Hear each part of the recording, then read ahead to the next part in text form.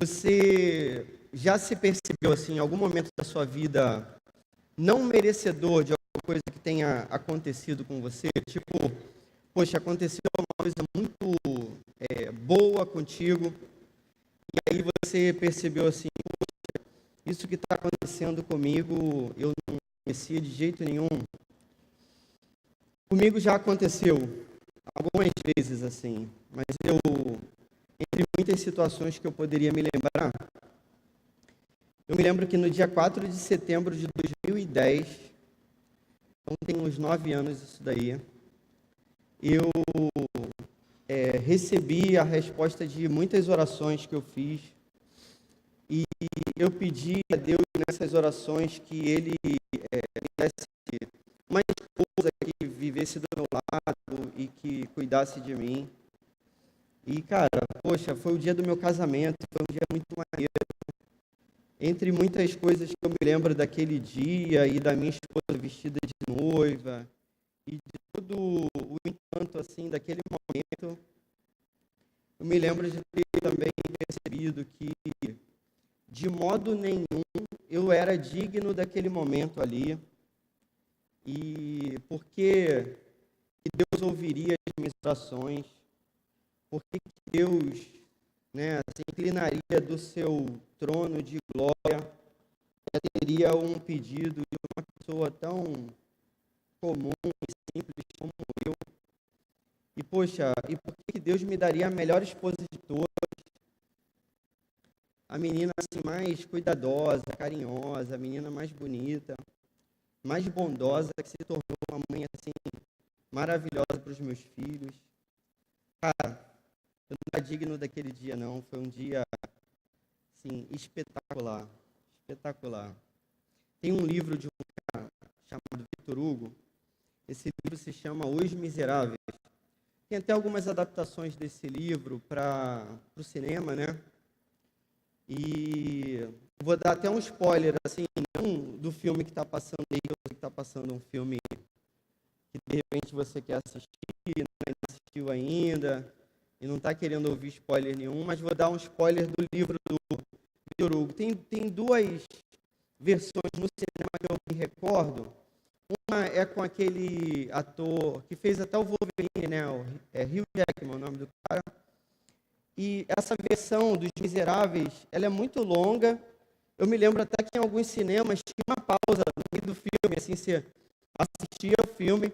O filme era tão grande mesmo que o pessoal parava o filme, você saía ao banheiro e voltar para a sala de cinema, porque, assim, essa versão deve ser insuportável não assistir, não, deve ser muito chata.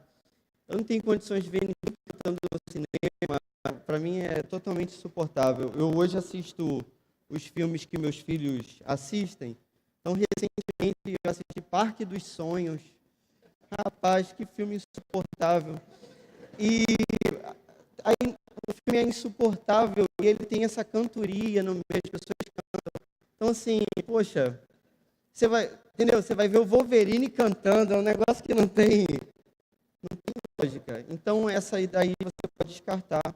Mas tem uma outra versão, que é com aquele Liam Neeson, que é aquele cara do Busca Implacável, e ele participa da versão antiga mesmo dos Miseráveis, e essa aí, apesar dele ser o cara do Busca Implacável, pô, aí essa versão é bem maneira. O que diz mais ou menos esse filme, né? E esse livro? Um cara chamado Jean Valjean, ele é um homem muito cruel, e ele tem uma vida assim, totalmente sórdida. Ele é um cara muito ruim, mas um dia ele se separa com um cristão que o perdoa. Ele comete um crime, ele agride esse homem, rouba a casa desse homem, mas quando ele vai ser acusado daquele crime, o homem que tinha sido agredido e roubado o perdoa. Diante desse fato tão inesperado e imerecido, quando ele se percebe totalmente indigno daquela atitude de perdão, a vida dele muda completamente. Esse filme é maneiro porque tem o pano de fundo da sanguinária Revolução Francesa. Então a galera está sendo guilhotinada e tá rolando essa história com Jean Valjean, aí ele muda de nome, vira uma nova pessoa, só que aí muitas coisas do passado, muitos elementos do passado voltam a aparecer na vida dele, e ele tem que responder por aquelas coisas. Eu já contei mais da metade do filme, assim, estraguei bastante, se você não assistiu, mas é um filme bastante interessante. O que eu queria comparar contigo é o seguinte, que às vezes, cara, acontecem coisas na nossa vida que a gente se percebe totalmente imerecedor e indigno. E geralmente isso acontece na nossa caminhada cristã, porque é impossível você reparar aquilo que Deus fez na sua vida e você não se sentir imerecedor e indigno. Isso já aconteceu com você uma vez? Eu sei que muitas vezes esse sentimento vem para mim assim. Por exemplo, eu fico me perguntando, poxa, por que eu vou levar uma palavra para alguém? Por que eu vou ensinar a igreja de algum modo? Eu sendo eu e eu me conhecendo, Deus me conhecendo mais do que me conheço. Aquele que me conhece melhor do que eu me conheço. Ele age com tanta misericórdia e com tanto favor, e com tanto perdão e com tanta beleza. Aquele que me amou enquanto eu era pecador. Eu me vejo completamente indigno dessa obra. O Evangelho de Marcos vai apresentar para a gente um versículo que é no capítulo 1, que você vai abrir aí, por favor, tudo bem? Marcos capítulo 1, verso 7. Em que a gente vai ver que um homem santo, chamado João Batista, ele chega à mesma percepção. Semana passada a gente ouviu uma parte da história de João Batista, a gente ouve a segunda parte agora. Parte 2. Aquele intervalo no cinema para a galera sair, voltar e continuar. Então a gente vai ler o Evangelho de Marcos, capítulo 1, verso 7. Quem não tiver com a Bíblia, acompanha com a amigo aí. Vamos tentar compartilhar o texto. Todo mundo achou? Então a gente vai ler.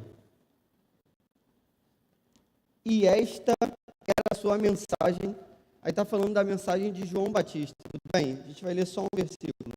Depois de mim, tem alguém mais poderoso do que eu, tanto que não sou digno nem de curvar-me e desatar as correias das suas sandálias. Tudo bem? João Batista aqui se reconhece indigno diante de Jesus. Cara, o que está rolando aqui nesse texto até agora?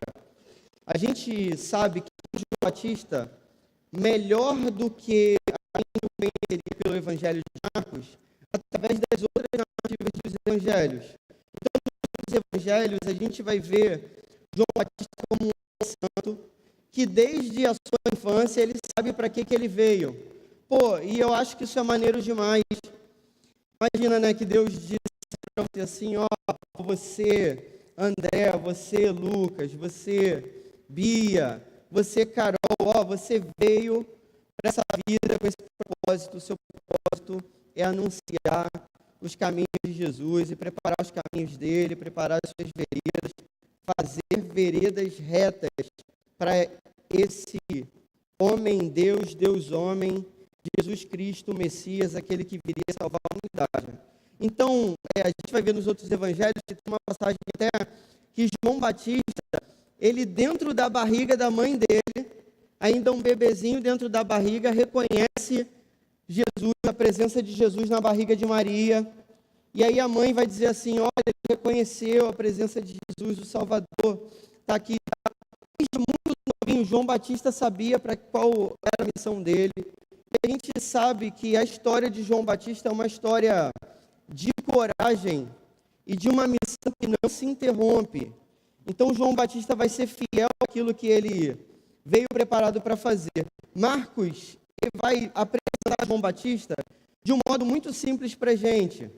Marcos não vai esquecer essas partes da infância de João Batista e vai dizer o seguinte, olha, algumas profecias, você veria isso no verso 2 e 3, se você ler esse texto, algumas profecias diziam que viria um homem antes do Messias.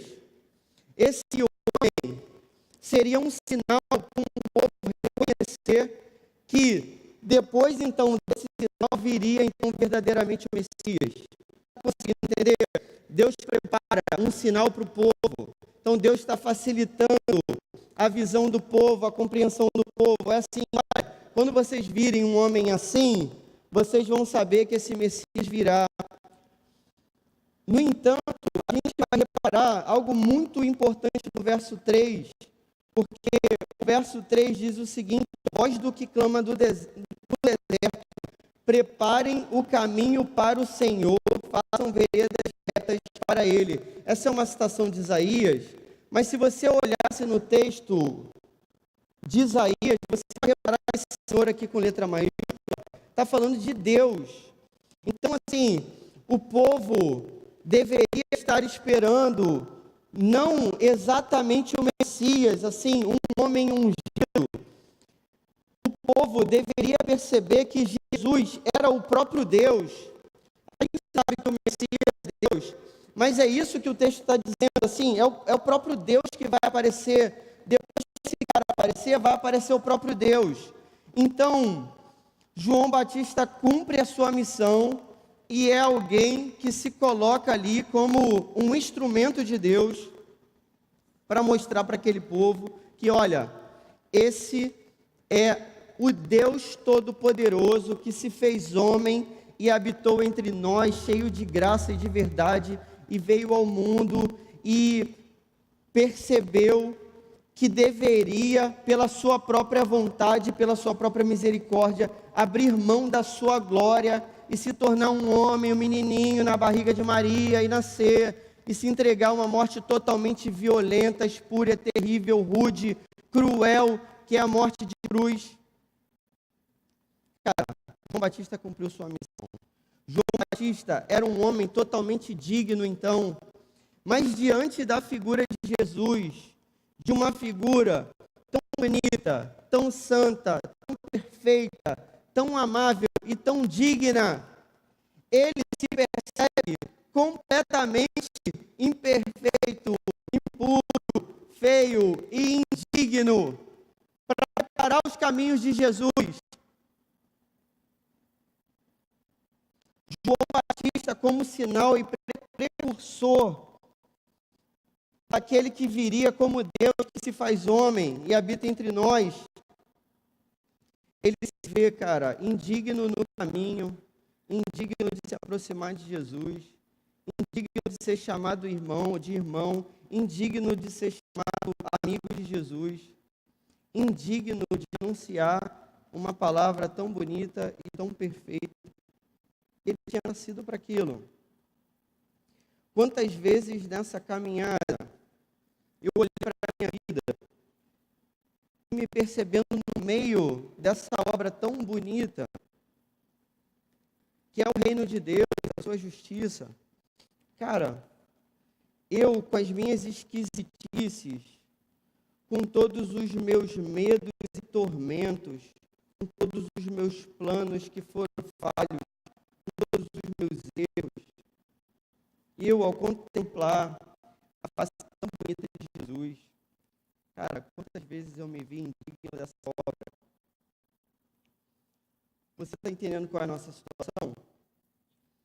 Nós somos chamados por uma obra. Você sabe qual é o seu chamado. Você é chamado para o ministério da reconciliação, isso que a Bíblia diz. O seu chamado é semelhante ao chamado de João Batista. Só que em vez de a gente ter vindo antes, a gente veio depois. Mas a gente está fazendo a mesma coisa, a gente está apontando para Jesus. E a gente está dizendo assim, olha, não importa a nossa vida, importa que ele cresça, olha para ele.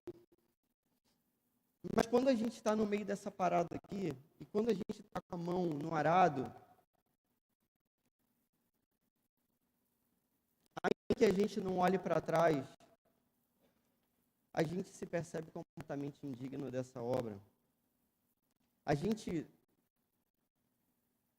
deveria entender que essa obra é muito maior do que a gente. a gente deveria entender que essa obra é muito mais santa do que a gente. A gente deveria entender que a nossa força é totalmente insuficiente para fazer esse negócio andar.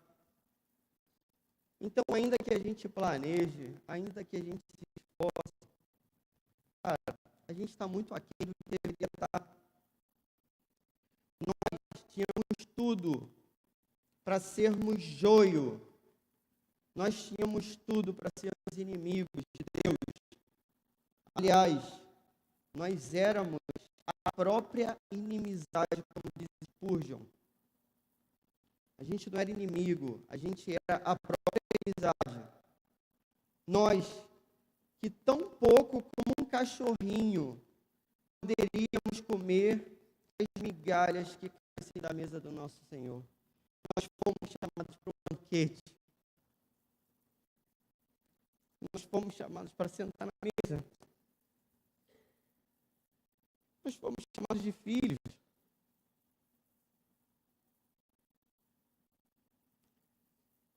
Nós recebemos o poder de sermos feitos filhos de Deus.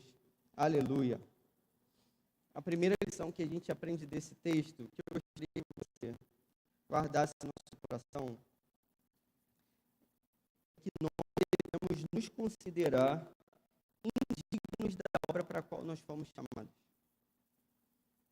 A gente deve considerar, cara, completamente indigno dessa obra. João Batista faz uma comparação interessante nesse verso 7. Ele diz que ele não é digno de se curvar, ou seja, ele não é digno de se ajoelhar e desatar as sandálias de Jesus. A imagem que ele está querendo trazer para a gente é a imagem de um escravo. Quando o seu senhor chega dentro de casa, esse escravo se ajoelha e retira as sandálias do seu senhor e lava os pés desse senhor. Ele diz que não é digno de tocar na sandália, porque ele seria muito mais indigno de tocar no pé. De acordo com a tradição e disciplina de higiene do povo judeu, um escravo judeu não faz esse tipo de serviço. João Batista está se comparando a um escravo estrangeiro.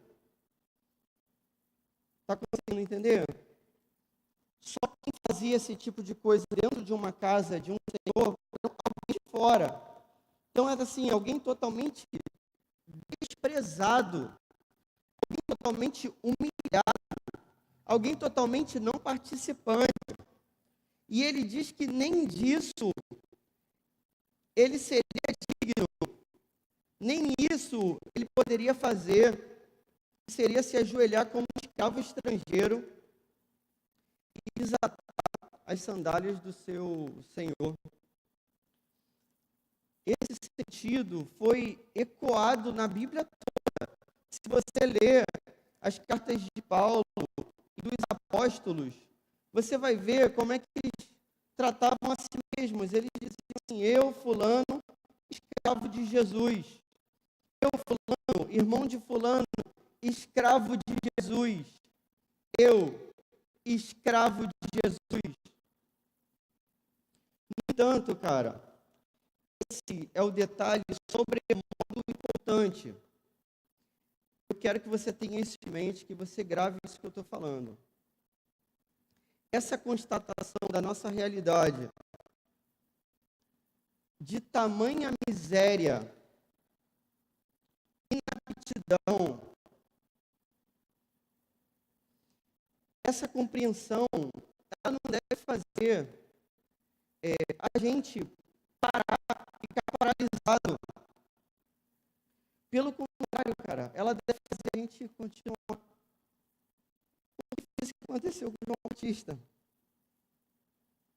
Se você continuasse a ler a narrativa, você ia perceber que mesmo se sentindo completamente indigno de tocar no pé de Jesus, indigno de tirar as sandálias de Jesus, indigno de se curvar diante dele, mesmo assim, João prossegue a sua missão, João batiza Jesus, dizendo antes para ele, poxa, tem que ser o contrário. João vai ser preso, João vai ser decapitado, mesmo indigno, ele prossegue até o final. Eu vou tentar ser mais claro com você, para ver se você entende o que eu estou falando. Cara, principalmente você que é líder, é natural, no meio dessa caminhada, a gente se vê completamente imerecedor do que a gente está fazendo naquele momento. Então, eu me vejo aqui totalmente inapto para pregar o Evangelho. Você possivelmente se enxerga totalmente inapto para liderar o seu grupo pequeno, a sua célula, para supervisionar as células que você supervisiona, para servir aqui a igreja como essas pessoas aqui servem a cada sexta, a cada sábado, a cada domingo. Cara, isso nos coloca no nosso devido lugar. Isso é bom, na verdade. Só que nesses momentos, em vez da gente ficar paralisado, a gente deve, na verdade, continuar, prosseguir e terminar a missão. Em alguns momentos, cara, eu comparo a minha vida com a palavra de Deus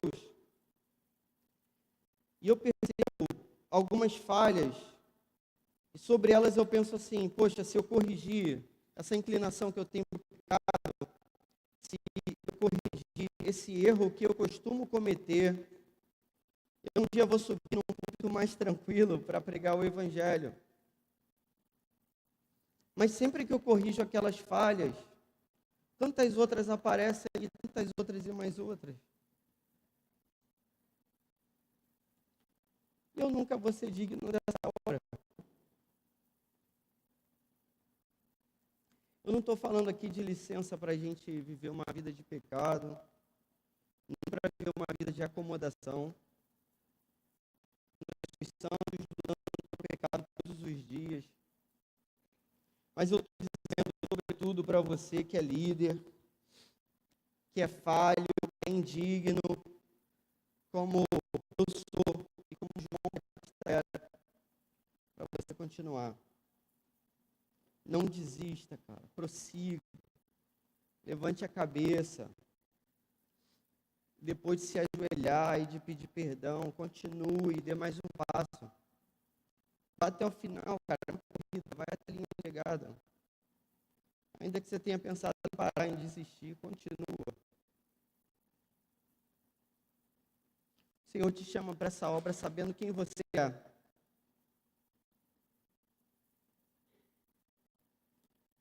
A cruz revelou para a gente uma parte de quem a gente é. Então, na glória, a gente vai compreender completamente o quão imundo a gente era e como esse evangelho foi gracioso para a gente. Às vezes, algumas pessoas me procuram para pedir conselhos assim, e eu sou péssimo para dar conselho. Às vezes eu fico assim, a pessoa está falando, eu fico assim, meu Deus, o que eu vou falar? A vontade é não falar nada. Às vezes alguém me pede conselhos, poxa, estou querendo casar, casamento, sobre filhos, agora, poxa, eu sou pai de 2 filhos. E eu tento aconselhar na medida do possível, falando de algo muitas vezes que eu estou me esforçando para viver. Porque meu casamento não é perfeito, a minha relação com os meus filhos não é perfeita. E é assim a nossa vida sempre, cara. Não é assim com você? Às vezes alguns jovens hoje, e hoje tem acontecido muito disso, a gente está vivendo um contexto que eu não sei explicar o porquê exatamente, mas misturado com, né, tudo que projetaram de planos para a nossa vida, com toda a tecnologia, toda a cobrança, e toda a rapidez, a contemporaneidade. Cara, a gente tem adoecido no meio dessa caminhada. E aí tem jovenzinhos, muito jovens mesmo, me procurando com crise de ansiedade, cheio de fobia, cheio de problema. Cara, só que eu meus medos, os meus problemas igualzinho. Eu tenho medo de altura e isso é um problema que eu tenho. Por isso que Deus me fez pequenininho. Eu tenho problema para andar de avião, cara. Eu sei que é um negócio totalmente idiota. Mas, cara, eu não, assim, não é nada racional. Eu racionalmente sei que meus dias estão contados pelo Senhor. E eu sei que se eu for chamado vai ser melhor do que continuar vivendo. Mas eu não sei explicar. Eu não consigo subir o costão. Eu não consigo. No meio do caminho eu passo mal, eu passo muito mal. Eu sei que preciso me tratar um dia, mas é que eu estou com dificuldade. Mas aí, eu tenho esses meus tormentos e continuo na obra. E você vai me procurar com as suas fobias e com os seus medos. E com as suas doenças. Com a sua ansiedade. Com a sua depressão. E eu vou dizer para você continuar. É para isso que a gente foi chamado, para continuar. Ainda não acabou, cara. Dá mais um passo, continua.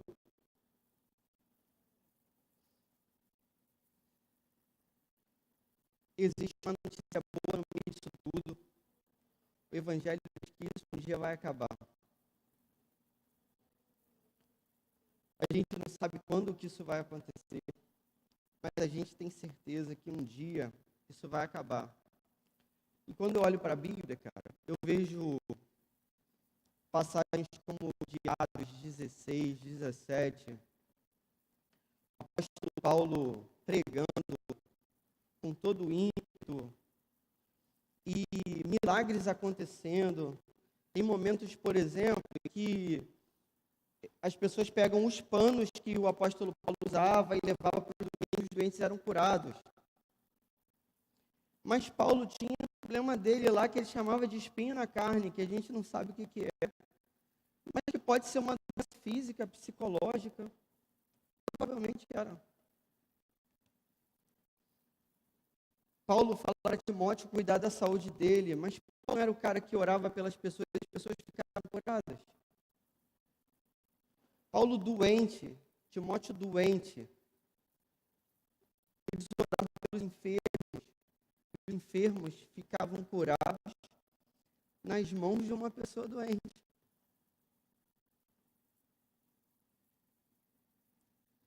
Ainda que a gente seja falho, ainda que a gente seja indigno, ainda que a gente esteja distante do que a gente deveria ser, ainda que a gente tenha todos os nossos pesadelos, fantasmas, tormentos, problemas, inseguranças, incertezas, ainda assim a gente continua pela beleza do Evangelho, pela palavra de Jesus, pela certeza que Ele dá para a nossa vida, pela bondade dEle, pelo amor que Ele derramou no nosso coração. E que a gente gostaria tanto de compartilhar com as outras pessoas. E a gente continua doente no meio disso aí. Spurgeon comparou uma vez, cara, que essa obra que a gente cumpre aqui hoje é comparada a um mendigo que conta para outro mendigo onde achou pão. É isso que a gente faz. A gente ora pelos enfermos e doentes. A gente aconselha pessoas e a gente precisa de conselhos. A gente vai caminhar até o fim. Porque a gente confia nele, não na gente. Porque se a gente confiasse na gente, a gente já tinha desistido.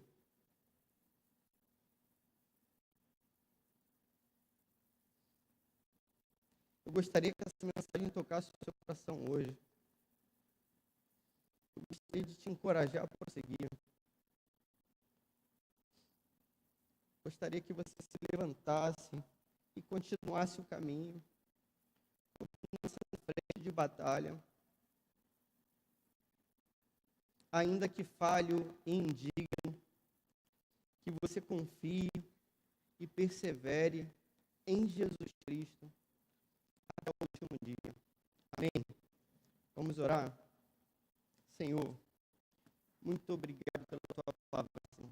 Quem somos nós para sermos tratados de modo tão especial? Nós fomos chamados de filhos, tratados como heróis. Nós que somos totalmente indignos e falhos, Pai. E no meio dessa hora, tantas vezes a gente tropeça, Senhor. E o nosso coração enganoso tem levado a gente, tantas vezes, a entristecer o seu Espírito Santo. Pai, que a gente confie no teu braço, Pai. Que a gente confie no teu coração. Que a gente confie na tua fidelidade. Que a gente confie na tua palavra. A gente sabe que nada vai nos separar do amor que está em Cristo Jesus, nosso Senhor. E a gente então quer caminhar até o fim, Senhor. Em nome de Jesus, Pai. Cura aqueles que o Senhor pretende curar, Pai. No meio da tua igreja, Senhor. Por esses jovens que têm sofrido tanto, Pai. Em meio a tanta dor e tanta angústia, Senhor. E usa a nossa vida para que isso aconteça, Pai. Ainda que a gente mesmo não seja completamente curado, Senhor. Usa a nossa vida para que o seu evangelho cresça, Senhor. E para que a gente diminua a cada dia, Pai. Seja assim para a sua glória. Em nome de Jesus, amém.